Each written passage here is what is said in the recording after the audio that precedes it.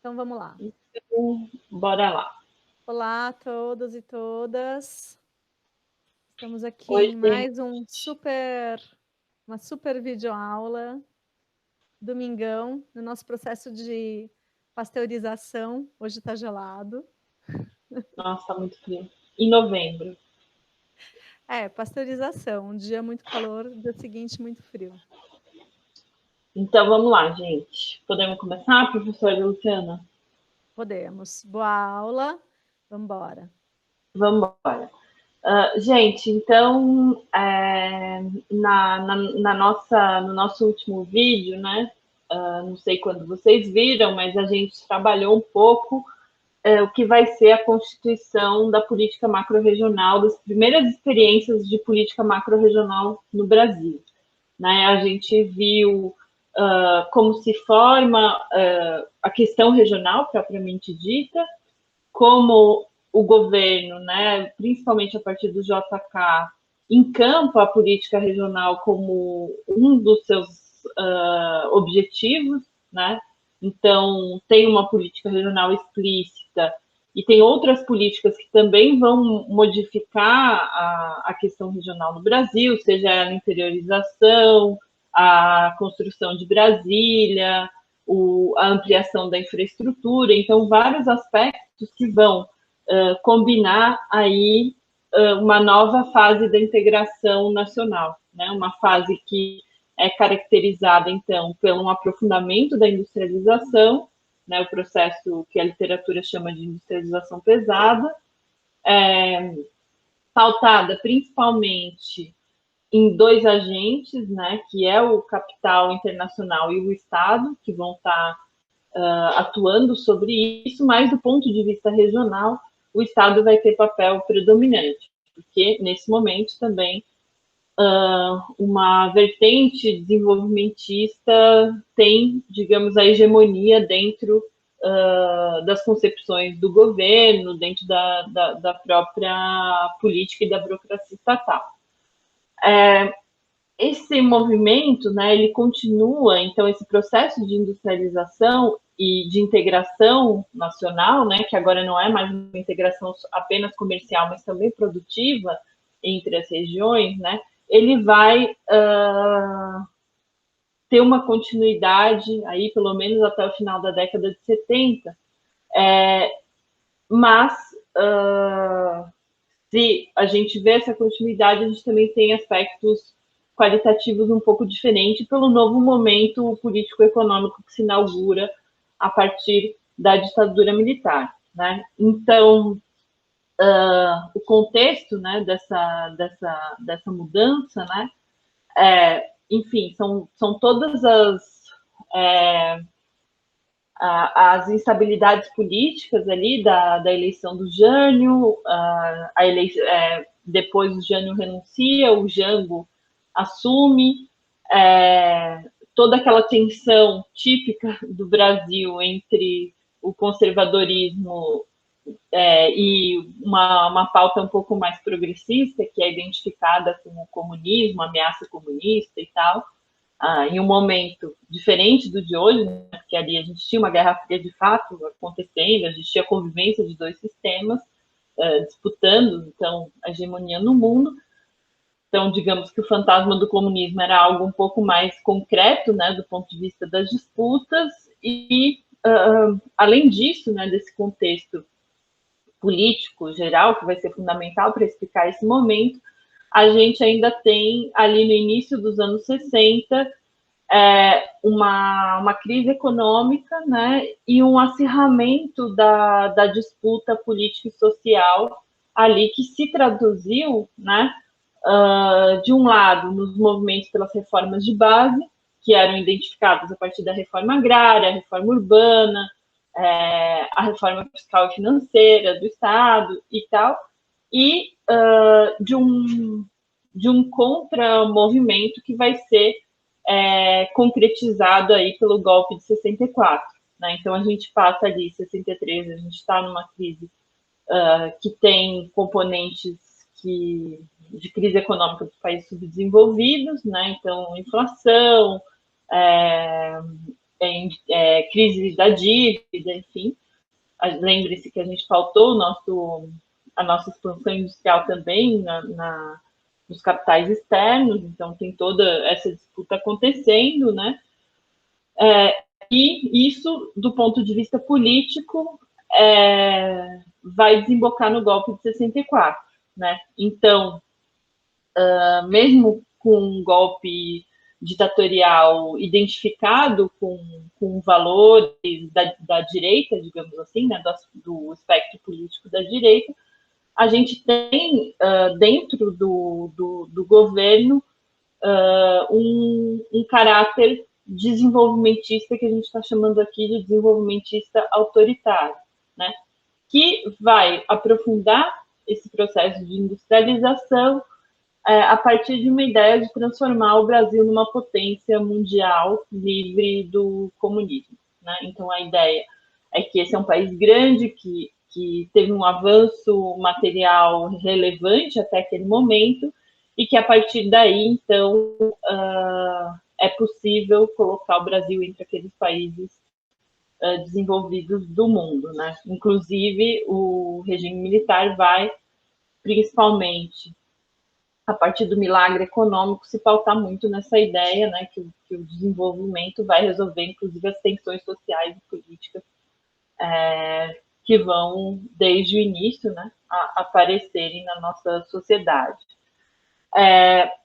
Até, pelo menos, a década de 70, a gente tem uma persistência da concentração industrial em São Paulo. Então, em que pese o GTDM ter sido a primeira e a SUDENE terem sido a primeira experiência efetiva de planejamento macro-regional, de se haver constituído uma preocupação em relação a isso, né, a gente tem um movimento que continua a ampliar as disparidades, né, pelo menos desse ponto de vista da região que consegue responder de forma mais contundente ao processo de industrialização, né? E o outro aspecto, né, que vai dialogar com isso, vai ser, então, que o governo militar também tem uma preocupação regional que a gente vai delimitar um pouco melhor a partir de agora, né? Então, junto com a resposta que a gente vai ver as demandas sociais que a ditadura, ao seu modo, vai dar, né? Também ela cria um Ministério Extraordinário para a coordenação dos organismos regionais, mas, diferentemente do período anterior, a partir de um grau de centralização muito grande. O que isso quer dizer? Né?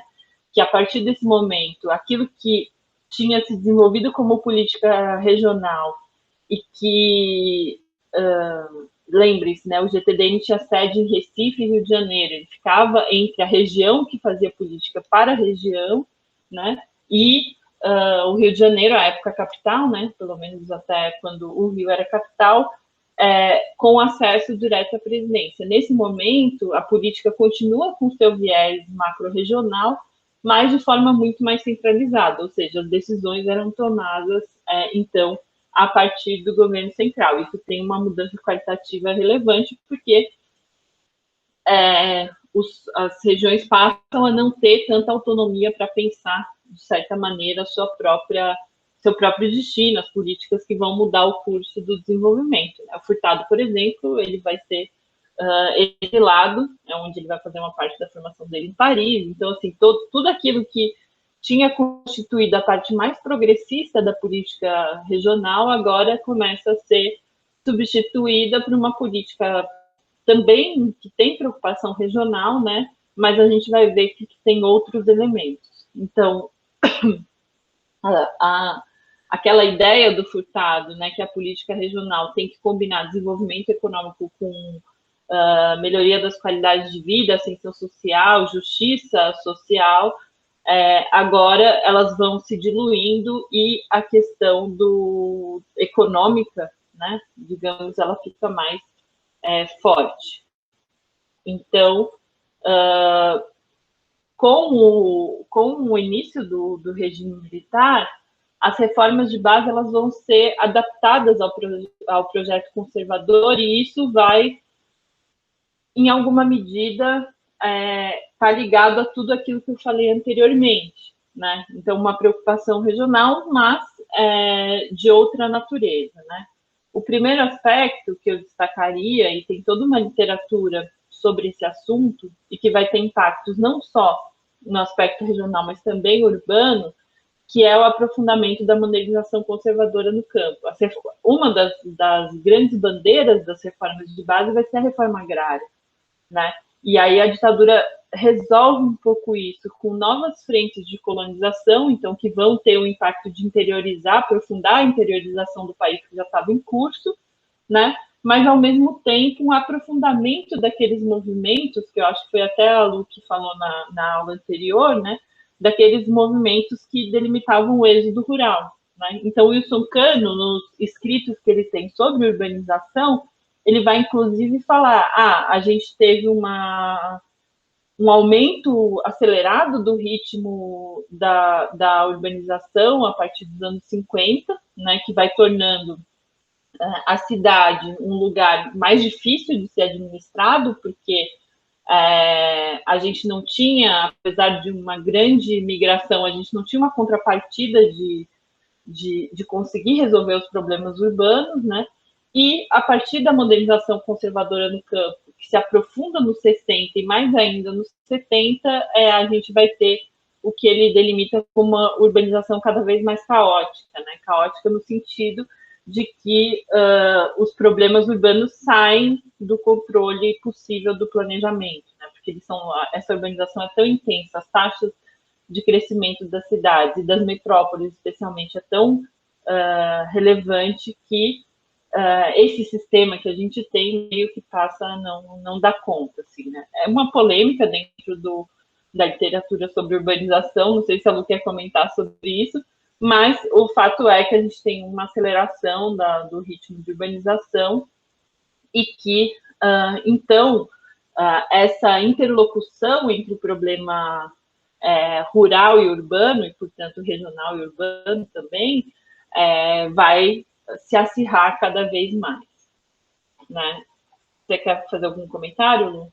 Não, acho que o que você falou está totalmente certo, né? Embora eu mesma não goste muito da ideia de caótico, né, para isso, mas os componentes são esses, né? Uma aceleração muito grande, um crescimento demográfico muito grande, com uma impossibilidade de ação frente a esse crescimento, dado que a gente também está, especialmente nas grandes cidades, com uma estrutura fundiária que foi herdeira de algumas políticas do Getúlio Vargas ali, que foram extremamente danosas para a própria constituição da cidade, por exemplo, e até de forma um pouco engraçada, né? Mas todos os códigos que estavam colocados urbanos ali, eles levavam a uma periferização sem infraestrutura, então tem uma série de questões que estão aí colocadas, mas uma questão que eu acho chave aí para a gente pensar nessa relação, né, é justamente o fato da gente estar dentro de uma política autoritária, ou seja, todos os movimentos ali naquele momento, eles estão calados, né? Todos os movimentos que vão exigir qualquer tipo de igualdade de condições, de qualidade de vida, tanto no campo quanto na cidade, né? Então, para além das impossibilidades, né, não são exatamente impossibilidades, mas de fato, né, tem como ele chama?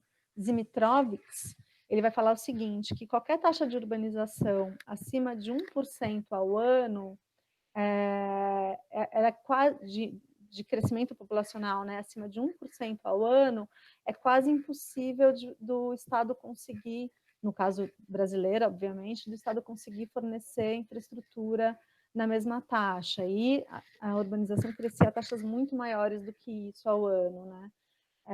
Isso nas grandes cidades brasileiras. Sendo que, além de tudo, essa população que afluía para as cidades tinha que aguentar calada todas as desigualdades e precariedades que aconteciam, né? Prefeitos e governadores biônicos, ou seja, indicados pelo governo central, né? Com vários órgãos de repressão atuando, especialmente nas grandes cidades, que era o lugar onde chegava a maior parte dos imigrantes e dos migrantes. Então, tinha uma situação mesmo pronta ali para dar errado, né, nas cidades.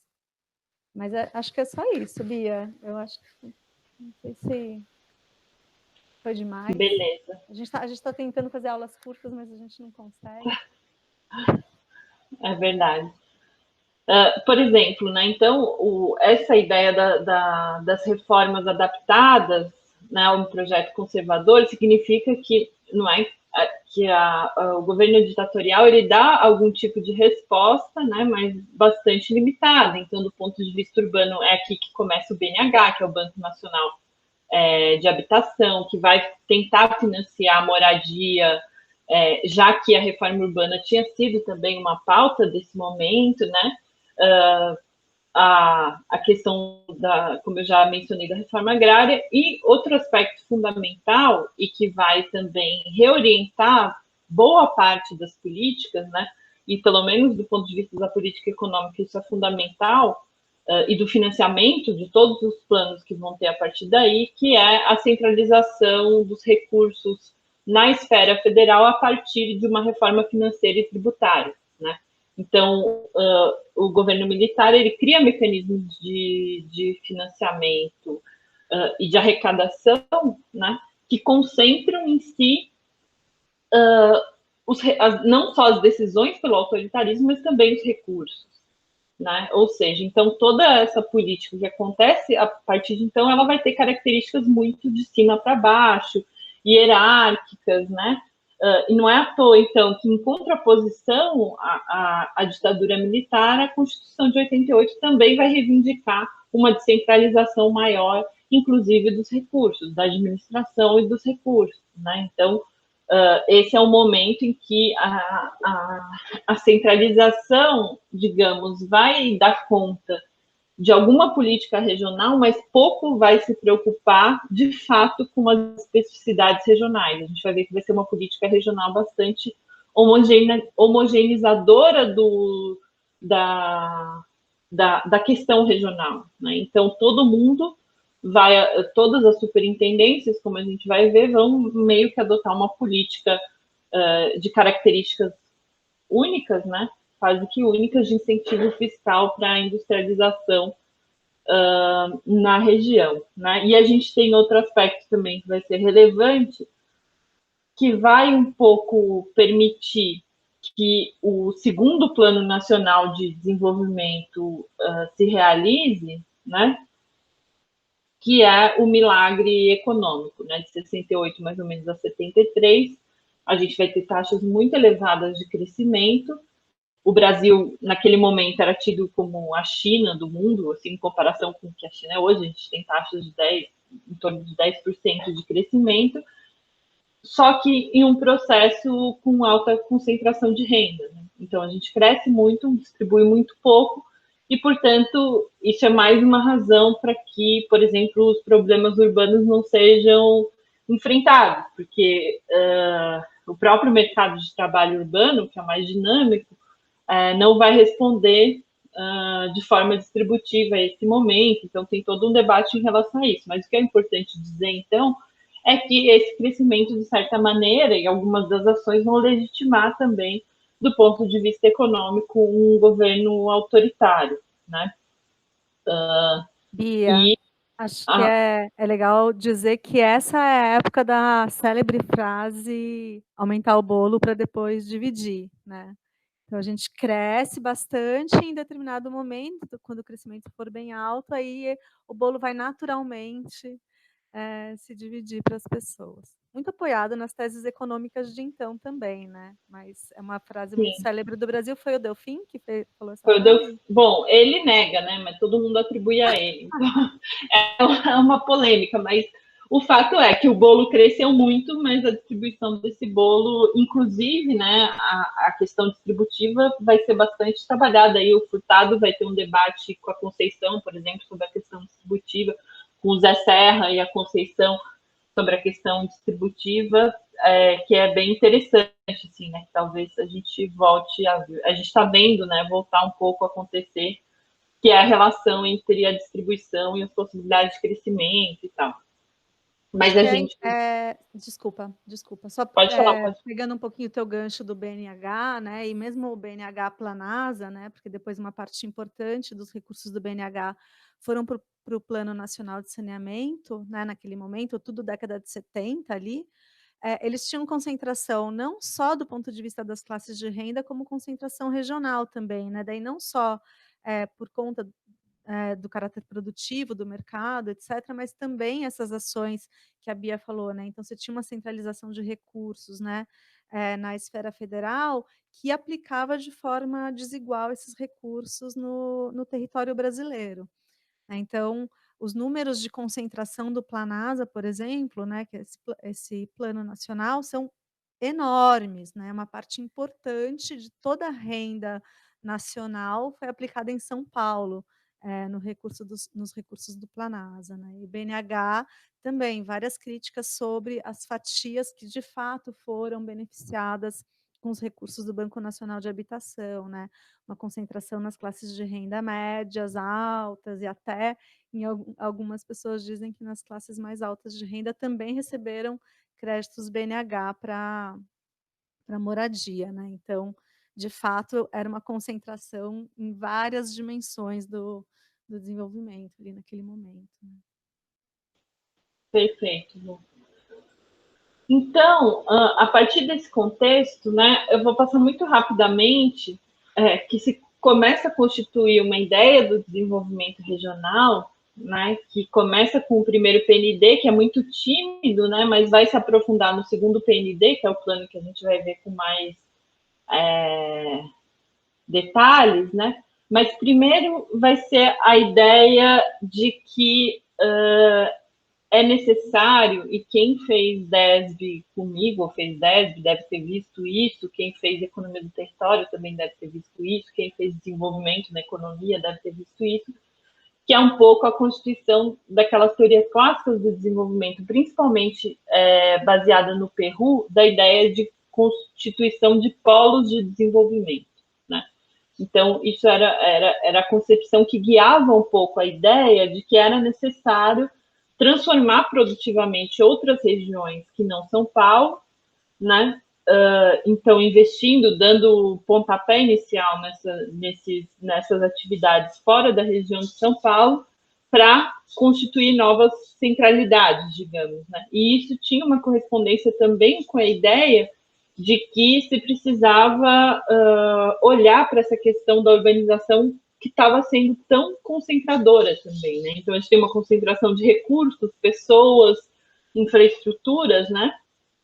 Que num processo de causação acumulativa vai se reforçando, né? Então, o primeiro PND já tinha um olhar de começar a extrapolar essa tendência à concentração, né? Então, aqui a gente tem, por exemplo, os polos que se pensava nesse momento, né, para se atuar e que vão também dialogar com o que a gente vai ver daqui a pouco, que são as superintendências regionais, né? Então, a imagem e semelhança, entre aspas, do que vai ser a Sudene no governo militar, esse governo também vai criar outras superintendências para dar conta de problemas regionais em outros lugares, e a gente já vai ver isso, né?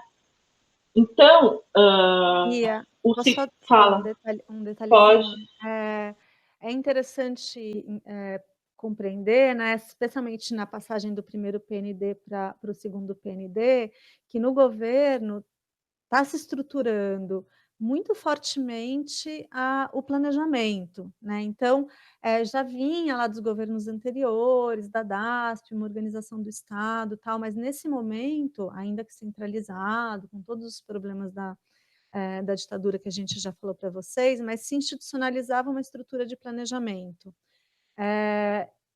E uma estrutura de planejamento com uma centralidade de ação, né? Ou seja, com poderes importantes para a organização dos investimentos e para a ação estatal, independentemente de quais eram as as questões que estavam ali colocadas, né. Então, entre o PND 1 e o PND 2 é constituído o Sistema Federal de Planejamento, em que, independentemente do fato, de obviamente, a gente acabou de falar, né, então os prefeitos eram, biônicos, governadores biônicos, etc. Mas o Sistema Federal de Planejamento procurava organizar nas mais diversas escalas, federais, os vários agentes de planejamento, os vários institutos de planejamento, né, em torno dessas políticas que estavam colocadas, né. Então, a ideia dos planos nacionais de desenvolvimento, né, de constituir essa ideia de plano nacional de desenvolvimento, que vem lá daqueles primeiras organizações orçamentárias, né, e vai passar por um plano decenal que é construído ali logo no comecinho da ditadura, né, e que vai se transformar nesses planos nacionais de desenvolvimento que vão estar dentro da Constituição do país, né, como necessários, né, um pensamento mais global para o desenvolvimento é bem importante, porque define, né, é um divisor de águas ali na própria estruturação do Estado para planejamento, né. Então, essa é uma questão que eu queria, pontuar.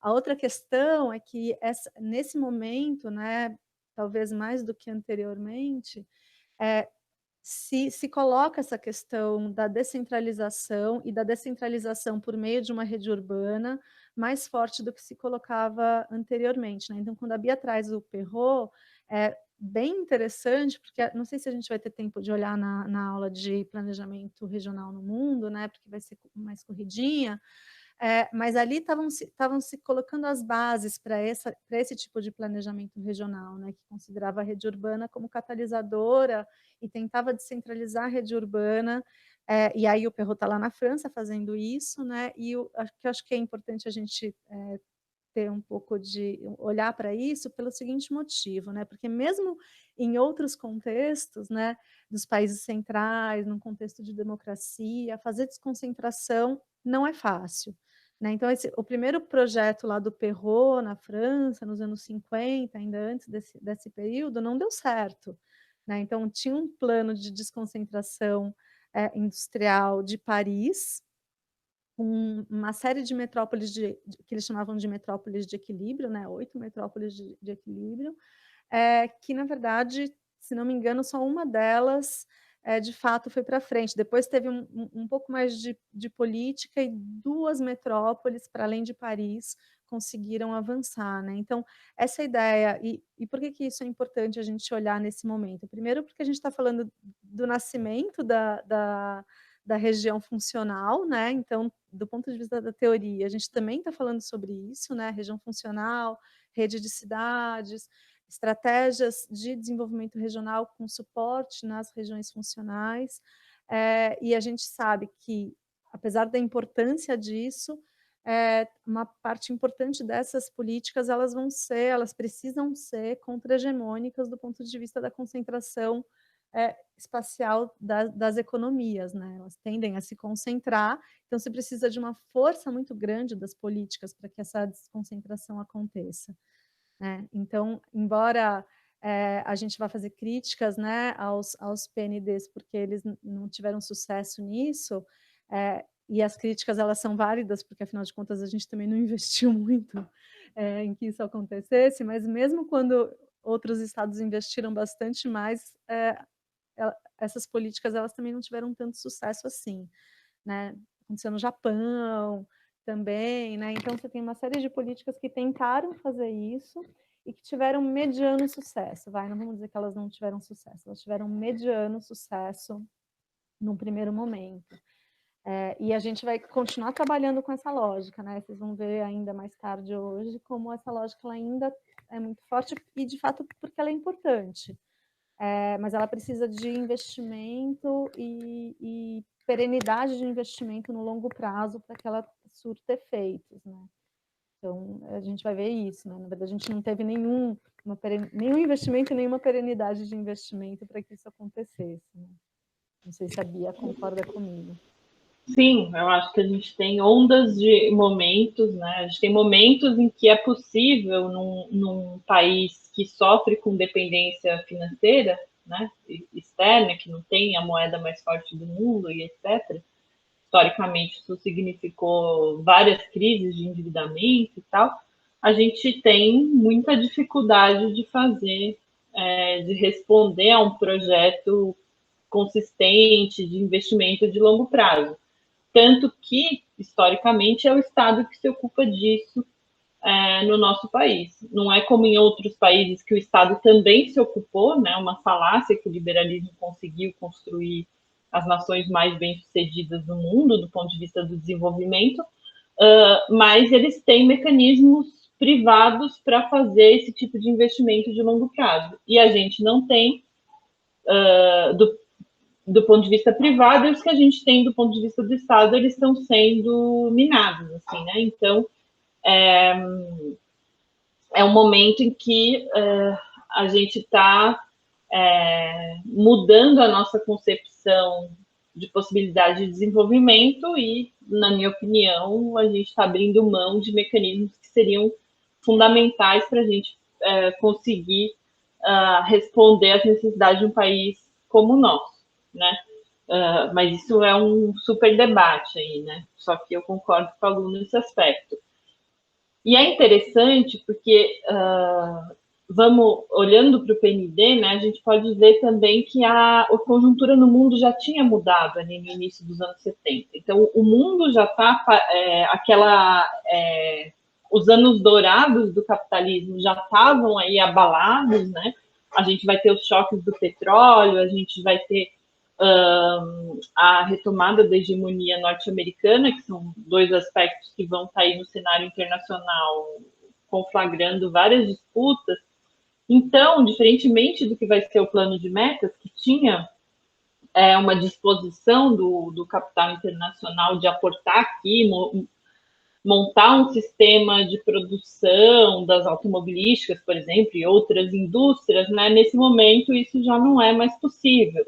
Né? Então, com o olhar sobre a ideia do Brasil potência, né, o governo militar ele vai estruturar o segundo PND. Né? Então, o principal agente financiador e coordenador desse projeto vai ser justamente o Estado, e não mais aquele tripé entre capital privado, capital internacional e Estado, né, cujas pernas fortes a gente já sabe quais eram, né? Mas nesse momento, então, o Estado assume uma função, né, que vai ter níveis inéditos de investimento, que também vão significar, em alguma medida, um nível alto de endividamento, que vai se reforçar, e isso é muito importante dizer, né, que não é só o Estado que se endivida nesse momento, mas as empresas privadas também se endividam e depois o Estado passa a assumir dívida das empresas privadas, então a crise que a gente vai ter da dívida, que a gente vai ver, que vai impactar sobremaneira a política regional e todas as políticas que vão sofrer com as perdas fiscais e tal, que o Estado não vai mais dar conta de fazer, né?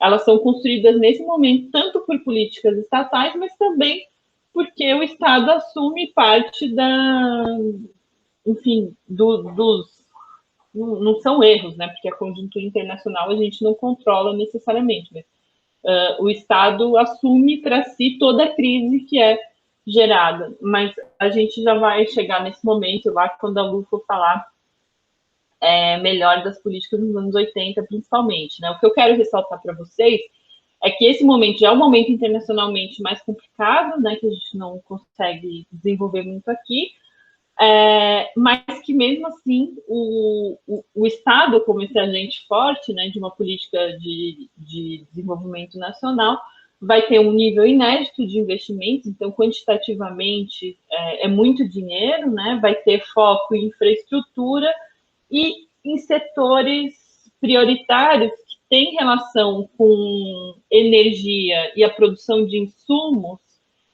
e que, diferente do que tinha sido o momento anterior, né, então até 74 a gente tem aquele acirramento da concentração da indústria e da produção em São Paulo, né, com essa nova estratégia balizada pela energia e pela produção de insumos, outras bases territoriais vão ser acionadas. Né? Então, a gente vai ver a produção de vários setores estratégicos desse momento vão estar fora de São Paulo. E, portanto, nesse momento, inicia-se um processo de desconcentração da produção em relação ao Brasil. Então, a gente tinha passado ali 50 anos reforçando, mais de 50, né? Mas, enfim, a gente tinha passado muitos anos reforçando essa concentração industrial e integrando o país ao mesmo tempo, né? Pode parecer contraditório, mas não é. E, nesse momento, os investimentos do PND vão estar em outras bases territoriais e, portanto, vão alterar bastante não, um pouco, senão a gente ainda não teria essa diferença tão grande, né? Mas vão alterar um pouco esse movimento da concentração. Então, só para a gente entender, né, os setores também, né, além desses insumos, da indústria de insumos e energia, né, alguns setores vão ser prioritários também, que são os de bens de capital e eletrônica e insumos básicos. Bens de capital é um setor aqui genérico, né, mas é a ideia da gente consolidar uma indústria que é capaz de ter crescimento autônomo, e é a indústria de máquinas que produzem máquinas para produzir coisas, né? Então, é aquela que tem maiores níveis tecnológicos em geral, né? Pensando no olhar da indústria, né? Hoje em dia isso está mais bagunçado com serviços, mas então a ideia, né? Essa potência, ela não vem só das taxas de crescimento, mas que qualitativamente a gente tinha que mudar um pouco os setores que a gente estava preocupado, né? O outro aspecto vai ser também priorizar as importações de manufatura. Então, vejam como o discurso de hoje é bastante diferente, né? Que a gente tem que priorizar as exportações de bens primários, e isso tem impactos territoriais grandes e regionais relevantes, né? Nesse momento, a ideia era focar essas exportações em produtos de maior complexidade tecnológica e manufaturados. Então, para a gente, de certa forma, reforçar a nossa industrialização, né, reduzir a dependência tecnológica e aprofundar a modernização agroindustrial também, né? Então, para o pessoal do grupo do Centro-Oeste, esse vai ser outro momento crucial, porque é uma nova rodada de mudanças tecnológicas na agroindústria e, portanto, também de expansão da fronteira agrícola, de ocupação do Centro-Oeste. Então, também aquela tendência que já vinha, né, anterior, aqui vai ganhar nova roupagem, assim, né?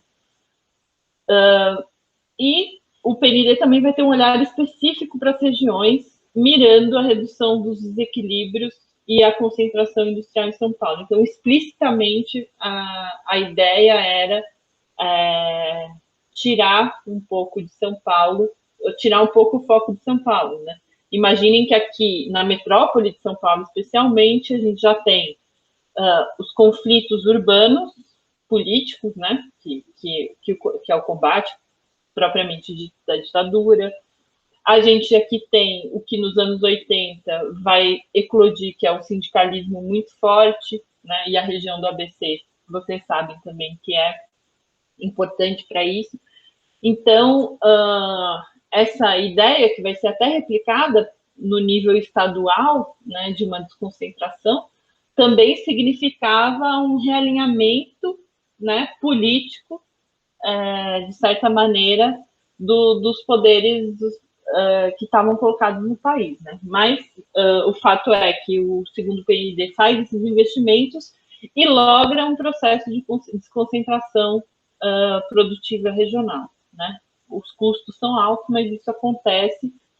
Então, aprofunda, só que essa desconcentração, né, diferentemente do que vai ser o período mais recente, é uma desconcentração que está pautada numa articulação produtiva entre todas as regiões, né? Então, por mais que que o agronegócio avança, ele participa da exportação, mas ele também sustenta nacionalmente o aumento da urbanização, sustenta a produção de máquinas e equipamentos da cidade, que vão exportar para o campo, né?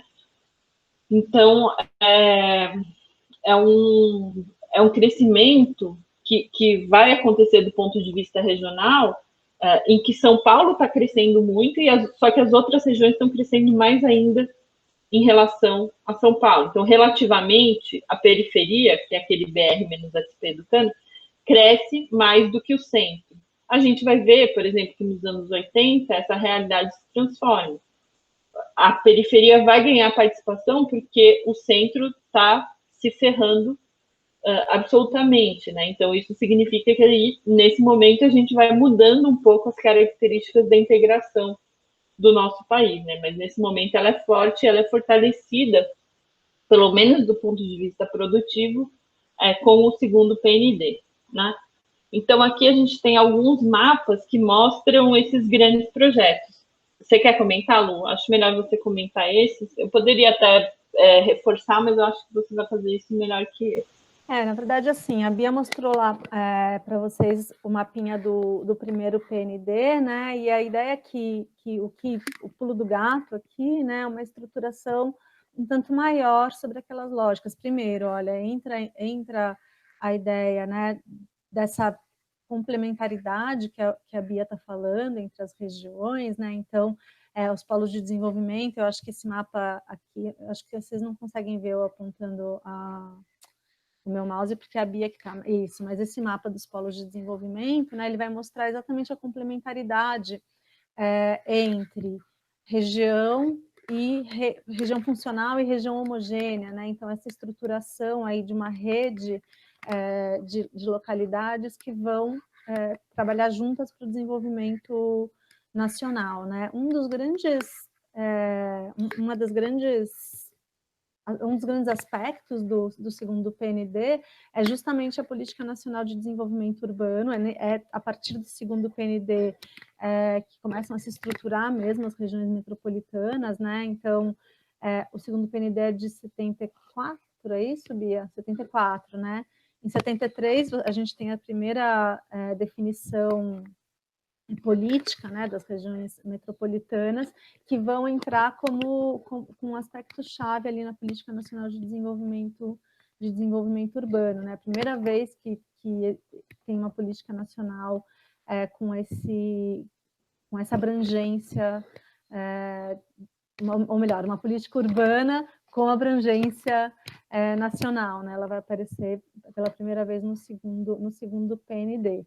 E aí você vai ter esses polos agropecuários, agrominerais, então vocês olham, né? A Amazônia, na verdade, todas essas políticas, elas têm um caráter que é conservador, de certa forma, né? Essa modernização conservadora da agricultura e também nessa complementaridade a produção de bens primários na Amazônia, no Nordeste, né? Então, se vocês forem olhar detalhadamente, esses mapas eles não são muito bons de olhar, de ver muito detalhadamente, né? Mas a gente está falando ali de uma política basicamente de dependência urbana regional com base em agropecuária e como é que fala? E mineração, né? Dos produtos agrominerais da Amazônia. Então, tem um caráter conservador, mas ainda assim tem um caráter de desconcentração, como a Bia falou, né? Então, esse programa de integração nacional de rodovias, né? Então, essa coisa de de ocupar mesmo a Amazônia, né? Então, uma ideia de ocupação que, inclusive, depois, do ponto de vista do desenvolvimento da própria Amazônia, vai ser bastante questionado, né? A lógica que está colocada no segundo PND para a Amazônia e a lógica de desenvolvimento da Amazônia que se tinha até então, né? A ideia de uma floresta ocupada. Então, digamos, o contraponto entre uma avaliação regional de uma floresta ocupada para um olhar nacional de, afinal de contas, um deserto verde, né? Que era o que, como a Amazônia era vista então, e, portanto, um lugar que precisa de desenvolvimento. E que desenvolvimento? Bom, o desenvolvimento que está pautado ali nacional, ou seja, produção de comida, produção de commodities hoje commodities, né? Mas já não sei se já eram commodities na época, Bia, acho que não, né? Commodity é uma Era produto homogêneo que você acha em outros lugares. Então, eu não sei se tinha denominação commodity, mas que ótimo. o sentido era parecido. Exato. Então, esses mapas são mapas do segundo PND mesmo, mostrando um pouquinho as estratégias que estavam colocadas então, né? Quais eram as áreas de mineração, as áreas agrícolas, as áreas em que a rede de cidades seria priorizada, enfim. Estava naquele projeto. Alguns deles já vinham de outros projetos anteriores, né? Então também se reuniram ali no segundo PND. Então, né, só para vocês terem noção, né, isso é um outro momento em que a periferia vai se modificar bastante, né? De novo, eu estou chamando de periferia porque não é Sudeste e São Paulo especialmente, mas a estrutura, né, rodoviária que vai cortar a Amazônia vai ter impactos na urbanização da região fortes. Quem lê o texto do Lobato Correia vai ter visto isso. Né? A mesma coisa, a priorização dessas atividades que a Lu mencionava, e mesmo depois a gente vai ver com as superintendências reforçando um pouco essa predominância até litorânea do Nordeste, com algumas outras iniciativas, assim, né? Então, é um plano conservador, como a Lu falou, mas que modifica bastante as regiões a partir daí, né? Então, dá para a gente dizer que ele é conservador nas suas diretrizes, mas ele é inovador do ponto de vista da ideia de desconcentração da economia. exato. E o que ele consegue fazer, né? Porque também a partir a maturação dos investimentos do segundo PND, né? Quando a gente fala em maturação, principalmente investimentos dessa natureza, elas têm maior prazo, né? A gente fala, tem mais tempo de rotação do capital, é uma coisa de economês, mas significa que a gente vai colher frutos, né, desses investimentos do ponto de vista econômico, né, que nem sempre é o melhor para a gente se olhar esses processos, né, ou pelo menos não é unicamente o mais adequado, mas a gente vai colher frutos até no início da década de 80. Então, é por isso também que, de certa maneira, o Brasil entra na década de 80 em uma situação menos pior que outros países da América Latina que já tinham se ferrado. Né? Então, é um bloco de investimentos que, de fato, vai ser muito importante. E com essa nova base territorial desses investimentos, né, ele vai mudar a dinâmica das regiões. Então, quem está fazendo o trabalho do Norte, Nordeste e Centro-Oeste, esse é um período crucial, um período chave para vocês entenderem o que vai acontecer. Sul e Sudeste, né, também muda, mas já eram regiões que estavam bastante integradas, já tinha uma divisão territorial do trabalho mais explícita, né? Então agora esse movimento vai ficar maior nessas outras regiões, Norte, Nordeste e Centro-Oeste. Então, para quem está trabalhando nessas regiões, fique atento nesse momento que é importante, né? Mas como que isso vai acontecer também, né? Qual é a estrutura que vai se fazer para burocrática, inclusive, para fomentar esse processo, né? Eu chamei aqui, isso aí não é a literatura que chama, eu chamo de superintendências versão 2.0, que é só para contrapor ao que vai ser a Sudene, que não é exatamente a mesma coisa, né? Por quê? Porque essas superintendências, né, a partir de uma forte centralização, vão fazer políticas específicas para a região, mas vocês vão ver, né, e talvez a gente pudesse resumir de uma forma bem resumida esse processo, né, das novas superintendências, que elas vão ser basicamente gestoras de uma política de incentivo fiscal nas regiões, né? Que vai significar investimentos locais, que vai significar essa desconcentração, mas toda aquela visão global, né? Aquela visão multidisciplinar que o GTDN trazia, isso vai ser esvaziado, né? Então, vamos começar pela Sudene, né, que já existia, que vai ser esse grande marco do período anterior, né? No regime militar, ela vai mudar significativamente a forma de atuação, limitando-se a esses estímulos fiscais, alguma infraestrutura econômica, né? Então, aquela política que tinha, que nas suas reformas era quase revolucionária para a região, né? Parece uma contradição, mas assim, a mudança seria tão grande que ela esse limiar, né? O Furtado era esse cara da reforma que ia até o limite da transformação, assim, né? E para um país conservador como o Brasil, talvez as reformas que ele pedia fossem absolutamente revolucionárias, né? Isso é um ponto para se discutir. Eu acho que o trabalho do Plínio Sampaio, do Sampaio Júnior, ele vai ser muito generoso com o Furtado nesse aspecto. Ele vai bater também, mas eu acho que o Furtado tinha isso, né? O corpo na reforma e o pezinho na revolução, porque o que ele propunha era muito transformador, né? Mas então todas as reformas profundas, né? Elas vão sendo diluídas, né? A partir desse binômio estímulo fiscal e alguma infraestrutura econômica, né? E também todas essas superintendências vão ter uma relevância institucional inferior ao que tinha a Sudene no governo JK, né?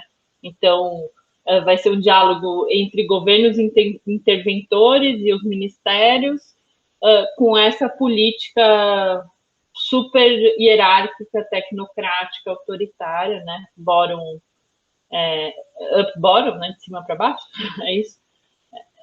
Bottom up? Eu não sei, eu sempre. Top down. Top down, isso. Nossa, olha que louco.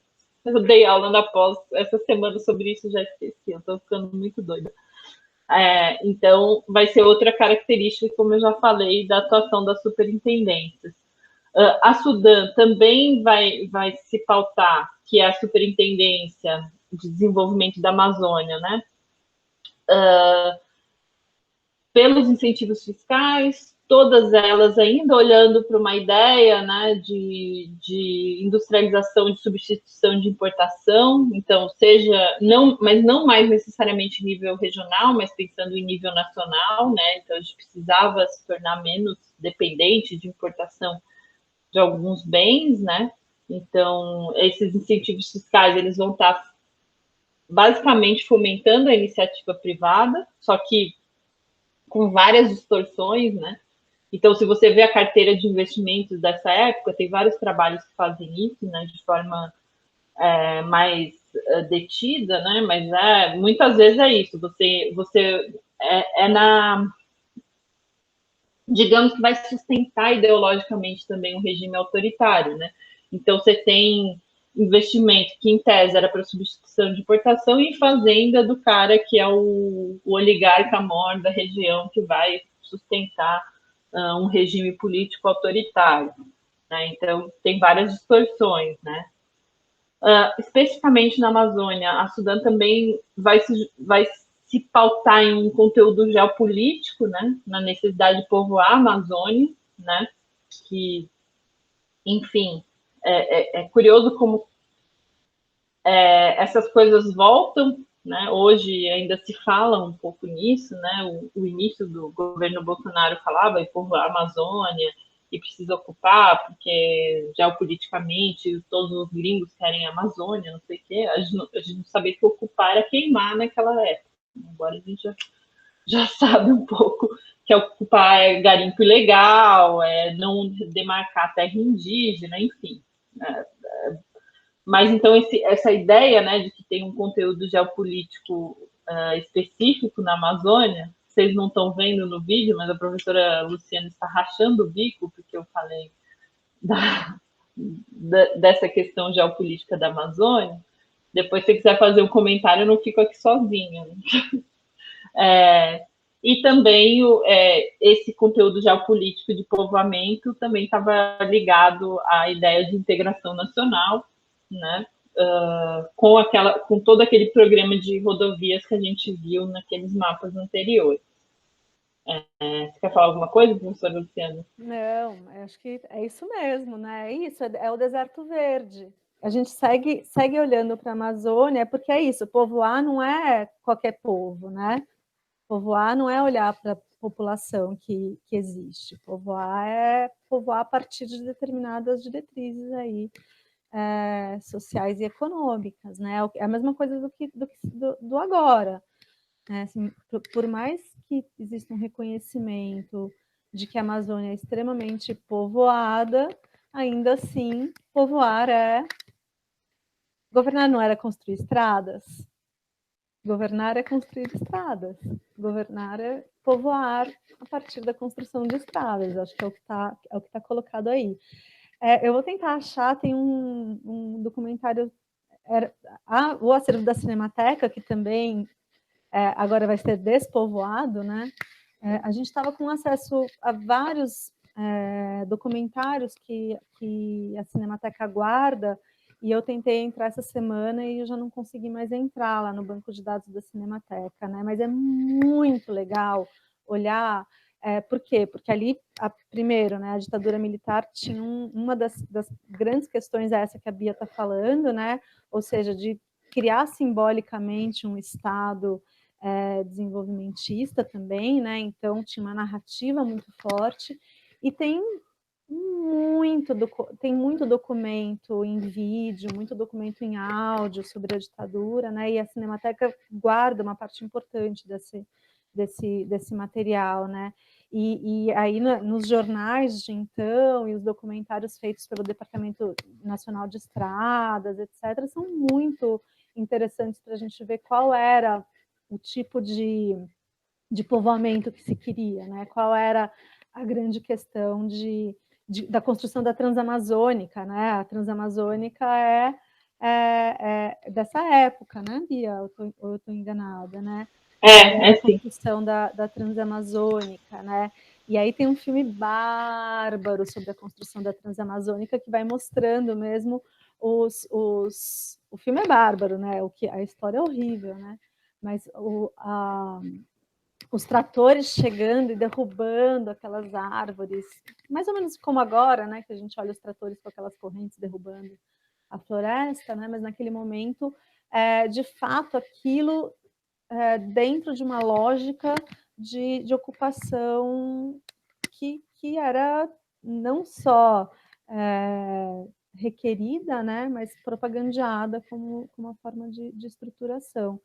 Né? Acho que é importante dizer que Sudã, Sudeco, etc., vieram nesse momento, né? Como superintendências, e, portanto, elas já nascem nessa lógica, né? Na lógica da transformação da Sudene, já essas outras superintendências nascem. Então, ainda que com alguma memória de outros órgãos que existiam antes, né? Como a Superintendência de Valorização da Borracha, que existia na Amazônia, né? Mas é isso, nascem totalmente dentro dessa lógica. E depois a gente vai ver como vai e vem, né? A questão das superintendências e de uma certa institucionalidade regional, que eu acho que a gente pode discutir bastante hoje em dia, inclusive. Bom, o que me espanta, Lu, não é na década de 70, quando todo um debate, né, sobre a questão ambiental estava se consolidando, né, se formando e tal, que a visão sobre a Amazônia fosse essa, né, em um contexto em que o mundo inteiro tinha se desenvolvido a partir de uma indústria que não se preocupava com essas questões, né, não era um imperativo. O que me impressiona é hoje, em 2020, quando esse debate está consolidado, ele está colocado e tal, a gente ignorar, né? Então tem um anacronismo, né, que é encontrar em dois momentos tão diferentes, né, eles se encontrarem nessa concepção de desenvolvimento, nesse discurso, nessa concepção de desenvolvimento. Então, as coisas têm origem. O governo atual é anacrônico em vários aspectos, né, Bia? Incluindo esse. Então, de fato, é como se a gente estivesse grudando o período atual nos anos 70 mesmo, em uma série de aspectos, né? a não ser no fato de que a gente não é mais desenvolvimentista. A gente é alguma outra Exato. coisa Não é diferente. nacionalista, não é? Nem nacionalista, nem desenvolvimentista. Entreguista, talvez. Vamos, cenas do próximo capítulo. Mas, enfim, eu acho importante para mostrar, né, as coisas não vêm do nada, né, o fato de a gente ter um governo recheado, né, de militar, não é à toa que se tem uma visão sobre o desenvolvimento de uma região que também foi protagonista do discurso militar da época, né, do discurso geopolítico militar da ditadura.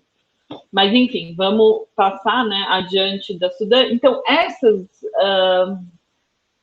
né, a Lu mencionou bem, eu esqueci até, devia ter na próxima edição, eu vou botar as datas de criação, que aí eu acho que isso fica mais explícito, né? A Sudã é uma experiência anterior, as outras superintendências são, a maioria delas são colocadas nesse momento, né? E a Sudã e a Sudene vão ser as principais, inclusive porque constitucionalmente a gente tem, desde os anos 40, né, a gente tem uma preocupação específica com essas duas regiões, né? Então elas vão ser superintendências mais relevantes que as demais, em certa medida, né? Então, fundos né, Bia? Fundos exato. Estão associados então, com essas regiões, né?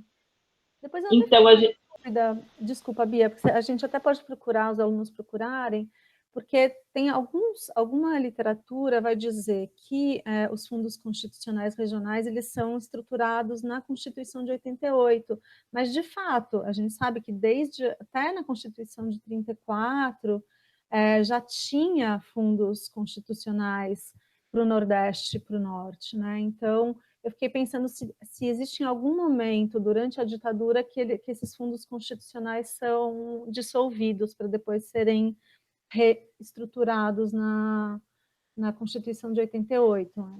Curiosidade que vocês podem olhar aí no trabalho de vocês. Eu não sei exatamente como isso é trabalhado do ponto de vista constitucional nesse momento. Boa pergunta. Se alguém responder para a gente, ganha um ponto. Vai ganhar um ponto. É só para quem viu, não pode, vai ser o primeiro que vê essa aula e responder essa pergunta para a gente vai ser agraciado com um maisinho ali na nota, tá? Vamos fazer isso, Lu? Você me autoriza? Você tem que falar para aparecer no vídeo. Sim, autorizada. Então, está dada a largada na competição. Vai ser engraçado. Vai. Se ninguém mandar, vai ser a prova de que ninguém está vendo aula. Então, isso é um outro ponto que depois a gente vai discutir. Nossa, mas, enfim, se ninguém mandar, vai ser muito terrível. Vai. Para vocês e para a gente, para todo mundo. Bom, a gente ainda tem a Sudesul, eu não coloquei aqui porque ela vai ter uma atuação super restrita, assim, e que vai ficar, que é a Superintendência do Sul, também vai ficar muito circunscrita a algum incentivo fiscal, mas de uma região que já vinha se consolidando nessa articulação industrial com São Paulo, né? Então, se vocês quiserem mais informações, vocês podem procurar, mas eu botei aquelas que tinham alguma coisa mais explícita, né, mais relevante. A Sudeco, que é do Centro-Oeste, né, ela vai ter também uma prioridade de integração e de incorporação de novas áreas de produção, né, então é quando se direciona a expansão da fronteira agrícola para essa região, né, então é um processo já de muito tempo, né. O outro aspecto que vai ser o deslocamento populacional, né? Então essa expansão da fronteira ela vem com uma colonização que o regime militar vai ter como a sua própria reforma agrária, né? Então esse deslocamento vai se dar principalmente a partir do fechamento ou da reconcentração de terra em outras regiões do país, né? Então não é à toa que tem muito gaúcho, paranaense, que vai fazer esse movimento de expansão para o centro-oeste, e que vai, em algum momento, chegar aí no norte do país, né? O outro aspecto também que a Sudeco já se preocupava era uma articulação produtiva com o exterior, Então, também já vai ser uma região que vai estar dentro do agronegócio para a produção de produtos para exportação, que a gente não sabe se naquele momento, não me lembro se era chamado de commodity ou não, mas dentro dessa mesma lógica, né? E um desenvolvimento tecnológico da agropecuária e industrialização da produção, né? Ou seja, nem o nosso agronegócio, que é essa potência que a gente diz ser do nosso setor produtivo e tal, nem esse agronegócio é esforço dos capitais privados, né? Ele também vai ser esforço do direcionamento das pesquisas do Estado, né? Então, o reconhecimento e isso é relevante, né? O desenvolvimento tecnológico que a gente vai ter na nossa agropecuária é algo bastante relevante, mas ele vai ser calcado nos fundos públicos, no investimento público, né? E então, o que a gente tem de inovação nesse sentido também vai ter pesquisa pública e etc. Né? E, por último, a SUFRAMA, né, que vai estar vinculada à Zona Franca de Manaus, né, que é anterior à SUFRAMA, né, a Superintendência da Zona Franca, mas que vai se estruturar também com incentivos fiscais à produção industrial, que vai ser um enclave no meio da Amazônia. Né? Então, tem toda uma literatura, tanto sobre a Zona Franca quanto sobre a SUFRAMA, né? que obviamente são praticamente a mesma coisa, só com outro viés, que é essa ideia de. E aí sim, é a ideia do polo de desenvolvimento, né? E só voltando um pouquinho na parte conceitual dessa ideia, né? Que é, em certa medida, a constituição de uma indústria motriz que vai gerar outras indústrias subsidiárias. Né? Então, teria um potencial de desenvolvimento regional relevante. Né? Mas, como a Lu já mencionou, que essa é uma experiência que não dá certo, nem nos países centrais, né? Aqui ela também vai ser muito limitada. Né? Embora ela crie empregos industriais na região, crie algumas forças produtivas, isso com o passar do tempo e hoje em dia cada vez mais vai ser tipo uma maquila, né? A gente importa os componentes, que a ideia você tem uma indústria de moto na Zona Franca de Manaus, é que você monte a moto, mas você produza motor, autopeça, enfim, pneu, tudo naquela região, né? Então a ideia de que uma indústria pode colocar todos os seus componentes ao seu redor. Né? E a gente vai ver que não é bem assim e que fica meio uma maquiladora aos moldes mexicanos, que a gente importa tudo de fora, é como se tivesse uma grande indústria de eletrônicos na Amazônia, mas isso não foi verdade nesse momento, embora tivesse um esforço, né? Agora, menos ainda, é mais uma integração, é uma plataforma de montagem para alguns produtos. Né? Então, vai ter brinquedo, vai ter moto, vai ter alguns. O Walkman, que vocês nem sabem do que se trata, definitivamente dá para ver o avançar da nossa idade, porque a gente sabe o que é um Walkman. Vocês devem ver assim, lá no MIS, como uma relíquia muito antiga. Eu ganhei de presente de Natal da minha avó e foi a mesma coisa que eu ganhei na época também, porque eu fiquei muito emocionada.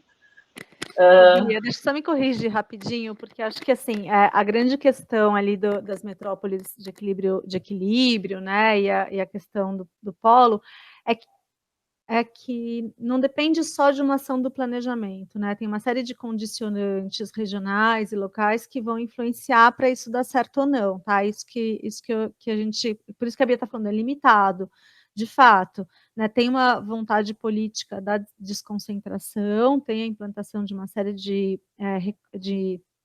elementos ali, né?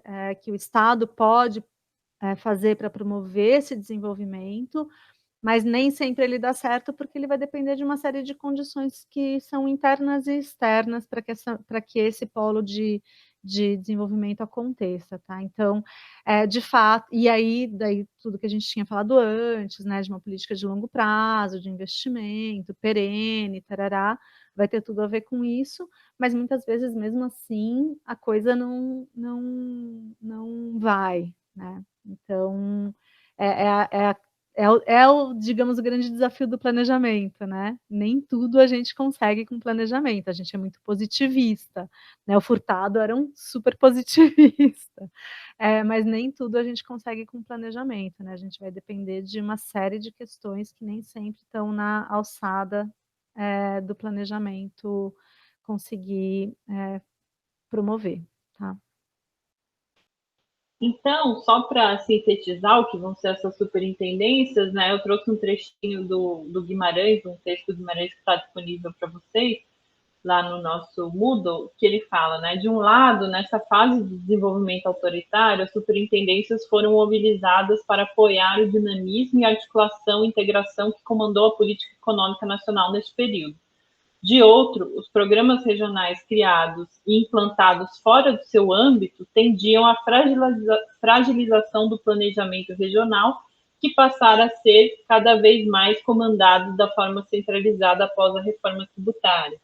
Então, o que ele está dizendo aqui para a gente? Ele está apontando uma contradição desse momento, que é a gente tem a tão, entre aspas, tão reivindicada desconcentração produtiva regional, né, que vai ser uma demanda, né, da questão regional brasileira, mas a gente tem isso às custas de um esvaziamento, de um certo esvaziamento da política regional, porque essa política regional ela é fundamentalmente calcada em instrumentos